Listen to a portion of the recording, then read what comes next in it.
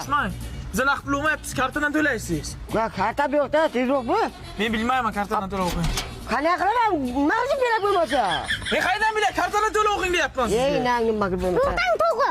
Mani kartamga pul bor. Men 5000 TL beraman. Siz menga keyin 25000 pul qaytarasiz. 25000 beraman bu. Ha, foizi ham bu. Bo'lmasa ishtoningizni hal qilib qo'yaveraman, ket. Bo'lib uka beraman. Kel. 98 olmuş. Ulan 100 berdin so'ng. Hoji bova uzrda naqd pul ololmaysiz, kartadan tashlab berasiz. Oğlum meni kartam yo'q-da. Hozir shunaqa qonun chiqqanda. Ulan bu o'chib qo'ysam men qanday qilaman? To'g'ri. Yana sen bu. Menga karta bu. 100 ming beraman, 150 qilib berasiz. Oğlum yelim niye qo'shib olasan bu? Bo'lmasa o'zingiz bilasiz, yo'lga uchib qoladi mashinangiz, ketdimmi? Böyle bana oğlum beraman bu. Yine bu karta deydi. Mana karta qancha kerak? Karta bilan sotib olaman. Ey bala, yo'qda eng zo'rdan qo'yasan, tushundingmi? Pullar bo'lmaydi. Mayli, lekin naqd pul olmaymizda kartadan to'laysiz-da. Nima, bu gamlar zamonni orqaga qo'yib ketgan deyapsanmi? Bir ishton karta bor, tushundingmi? Rais bu, sizni mashinangizga general yog'lardan solib beraman.